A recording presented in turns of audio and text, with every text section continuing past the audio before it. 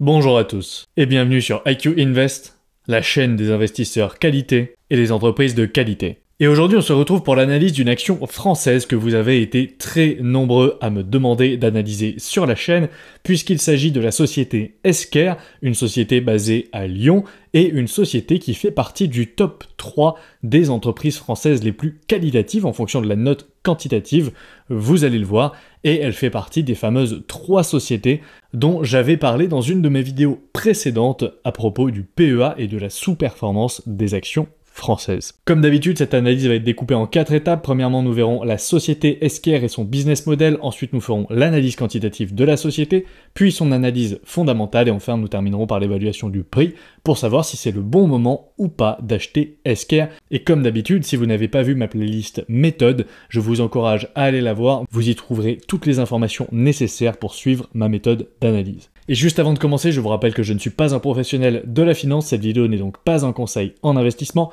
vous êtes tous entièrement responsables de vos investissements et investir comporte des risques de perte en capital. Ceci étant dit, commençons par voir la société Esker. C'est une société française cotée à la bourse de Paris, elle a pour ticker ALESK, A-L-E-S-K, elle a une capitalisation assez petite de 1,21 milliard d'euros, elle est donc éligible au PEA, elle verse un petit dividende de 0,33%, et elle est dans le secteur technologique. L'histoire de la société débute en 1985 avec la création d'Esker, qui veut dire European Software Kernel, à Lyon, par Jean-Michel Bérard. En 1991, elle s'étend à l'international, notamment aux États-Unis, au Royaume-Uni, en Allemagne, en Espagne ou encore en Italie. En 1997, elle fait son introduction en bourse, à la bourse de Paris. En 2001, elle lance Esker Deliveryware, qui est une solution de dématérialisation de documents. En 2003, elle lance les premiers services SaaS pour la gestion des fax et du courrier. En 2007, elle commence à utiliser le cloud avec le lancement d'Esker On Demand.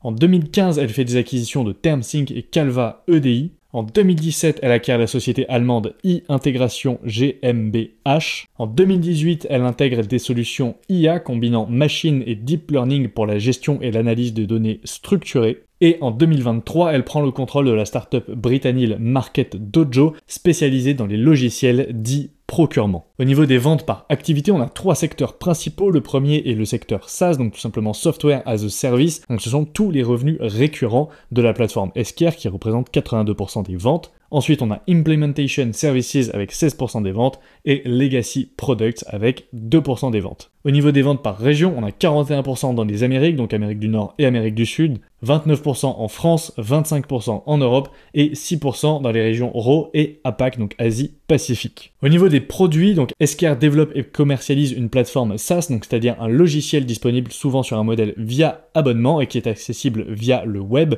via un navigateur, et ce logiciel est dédié à la gestion des process S2P et O2C comme nous allons le voir. Donc S2P, ça veut dire Source to Pay, et ça englobe toutes les étapes allant de la recherche de fournisseurs et la sélection de sources d'approvisionnement jusqu'au paiement des factures des fournisseurs. Et ensuite, on a O2C, donc Order to Cash, qui commence lorsque les commandes sont reçues des clients et se termine lorsque le paiement pour ces commandes est entièrement reçu et enregistré. Et ce processus est essentiel pour la gestion des ventes, la facturation et les recettes d'une entreprise.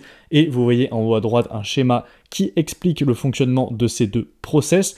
Et vous voyez également en bas à droite la transition des modèles de licence, donc Legacy Products, vers un modèle SaaS qui a été fulgurant chez Esker avec beaucoup de croissance du modèle SaaS. Au niveau des clients d'Esker, c'est assez vaste et ce sont des entreprises internationales de toute taille, principalement des entreprises ayant à gérer des approvisionnements auprès de fournisseurs et des cycles de facturation plus conventionnels. Évidemment, ça ne va pas forcément être des entreprises de la tech qui n'ont pas forcément de fournisseurs à gérer et qui commercialisent des logiciels qui vont utiliser Esker. Et parmi les nouveaux clients de 2023, on peut citer notamment Decathlon, Gucci, Flunch, Valentino ou encore Sartorius. Au niveau des concurrents d'Esker, elle évolue sur le marché de gestion des processus de paiement et facturation, marché qui est très compétitif et surtout très généraliste avec beaucoup de solutions différentes.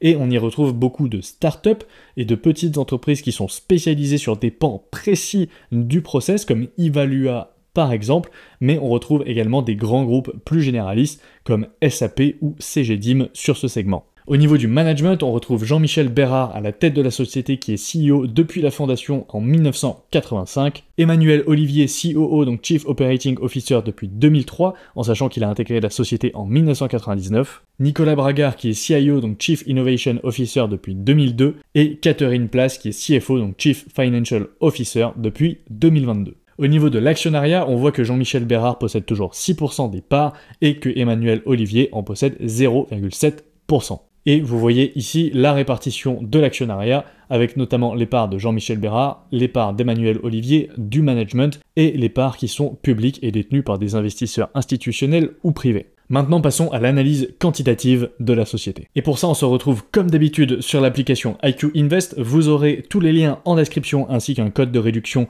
de moins 10% associé à cette vidéo qui est valable le premier mois et qui est valable uniquement pour les nouveaux inscrits. Au niveau d'Esker, la première chose qu'on peut constater, c'est que le cours de l'action s'est envolé en 2021 et n'a toujours pas retrouvé ses plus hauts historiques après un énorme crash début 2022. On voit néanmoins qu'elle bat le S&P 500 sur 5 ans, notamment si on prend en compte les dividendes, avec un CAGR de 19%, mais par contre une linéarité catastrophique de 0,2%, qui est due à cette énorme bulle qui a eu lieu en 2021, et ensuite sur 10 ans, on voit que la société surperforme également largement le S&P 500, avec plus de 1000% de retour pour Esker, c'est-à-dire un x10. Au niveau de la note quantitative, on voit qu'on a une note de 14,5 sur 20, avec des retours sur capitaux relativement moyens, avec un ROIC de 18% sur 10 ans, des marges qui sont également assez moyennes, avec une marge opérationnelle assez faible de 10%, une marge nette de 8% et une marge free cash flow de 8% seulement, avec un pourcentage de dépenses en capex par rapport à l'operating cash flow très élevé de 51%, ce qui est assez étonnant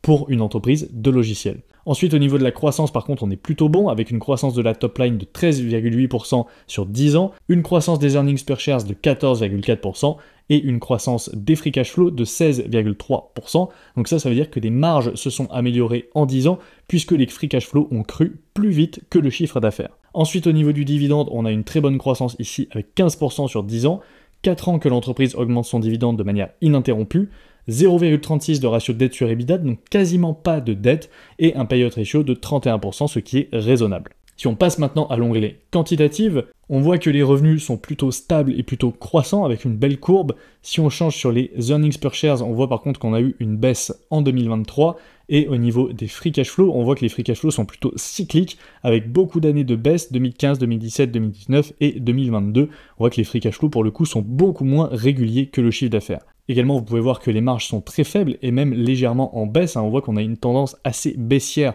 sur la marge opérationnelle et on a des capex qui sont vraiment en dents de scie, ce qui est encore une fois, je trouve, assez étonnant pour une entreprise de logiciels. Au niveau des retours sur capitaux, on voit qu'ils sont globalement en baisse également sur 10 ans, ce qui est assez mauvais signe. Au niveau du dividende, on voit qu'il a été diminué en 2020, d'où les 4 ans d'augmentation ininterrompue du dividende. Au niveau de la dette sur EBITDA, on voit qu'elles sont quasiment inexistantes et qu'elles sont même décroissantes. Par contre, au niveau des actions en circulation, on voit qu'il y a de la dilution, puisque le nombre d'actions a augmenté ces 10 dernières années, malgré quelques rachats d'actions qu'effectue Esker, mais ce n'est pas significatif. Maintenant, si on passe à l'onglet concurrents, on retrouve beaucoup de gros noms dans l'industrie des applications logicielles, avec notamment Intuit, Atos Software, Technology One, Nemetschek, et on retrouve vraiment beaucoup d'entreprises de logiciels. Il faut que je me penche sur le dossier Fortnox, c'est une entreprise suédoise qui a l'air assez intéressante et qu'il faut que j'analyse. Dites-moi en commentaire si elle vous intéresse. Mais on retrouve également Fair Isaac, Dassault Systèmes, etc. Mais ce ne sont pas forcément des concurrents directs à Esker, mais plutôt des acteurs du même secteur. Par contre, si on tape SAP, on retrouve ici l'entreprise allemande SAP, qui elle pour le coup est un concurrent d'Esker. Maintenant que nous avons vu tout ça, nous allons passer à l'analyse fondamentale et on va tout de suite commencer par les forces de la société.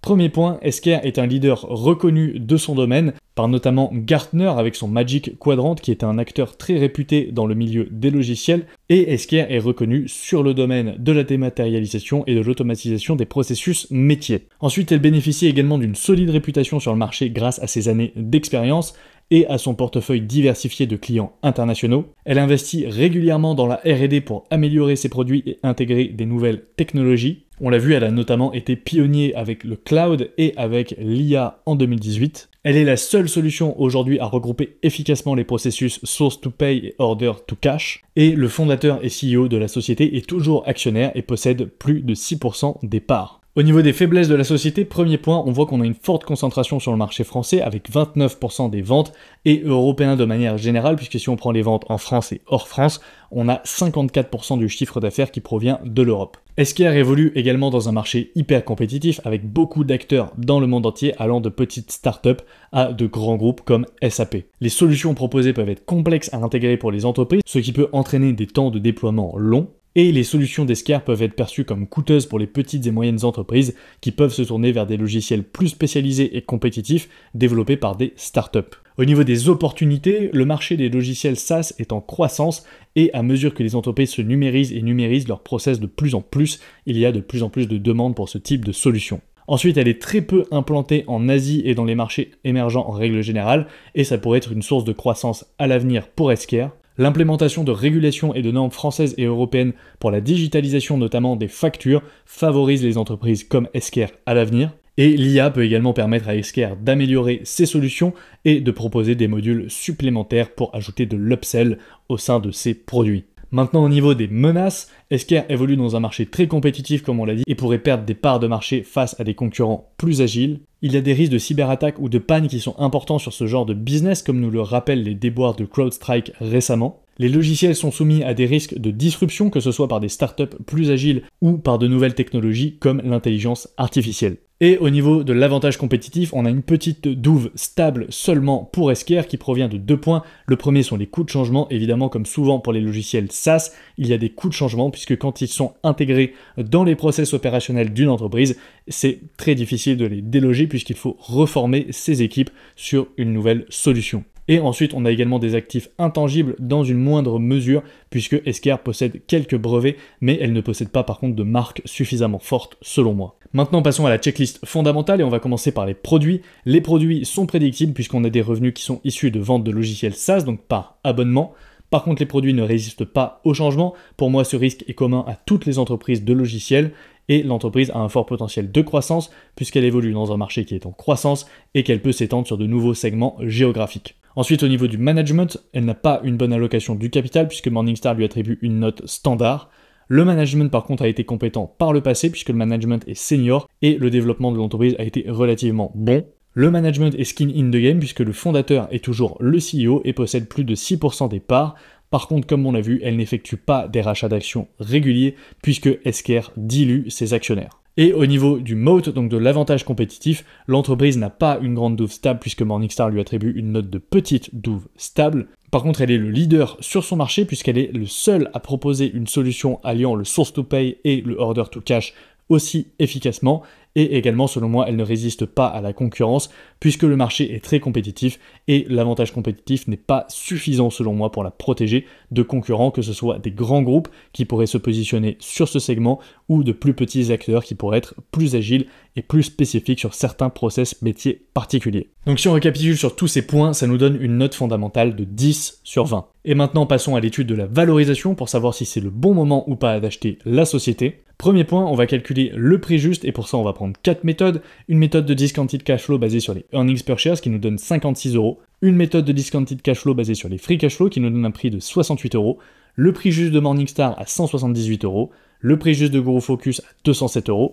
Et si on fait la moyenne de ces 4 prix, on obtient un prix juste approximatif de 127 €, soit une différence avec le prix actuel de 53,5%, donc l'entreprise serait aujourd'hui largement surévaluée. Et si on regarde un peu d'autres ratios, on voit qu'on a des free cash flow yield très faibles de 1,34, qui sont en plus supérieurs à la moyenne historique. On a un PE extrêmement élevé de 77, qui est en plus supérieur à la moyenne historique. Un PEG ratio de 5,38, ce qui est énorme, des price to free cash flow de 74, c'est vraiment très élevé, et un price to free cash flow gross de 4,57.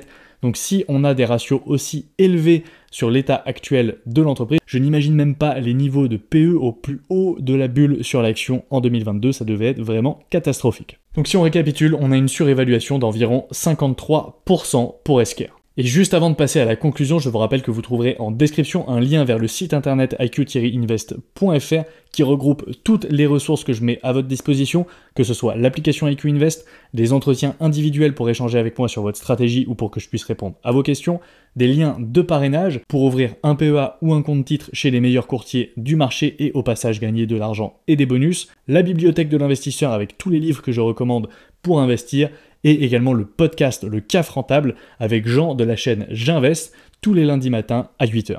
Et maintenant, pour conclure, Esker sur le papier est donc une entreprise de qualité qui surperforme le S&P 500 à long terme. Elle possède un petit moat avec des fondamentaux qui sont selon moi beaucoup trop faibles. Elle propose des solutions SaaS de qualité, mais elle est très concentrée sur le marché européen et elle évolue dans un secteur qui est très concurrentiel. Elle est aujourd'hui largement surévaluée comme on l'a vu avec un PE de 77. Donc forcément, vous le savez, pour moi ça va être non.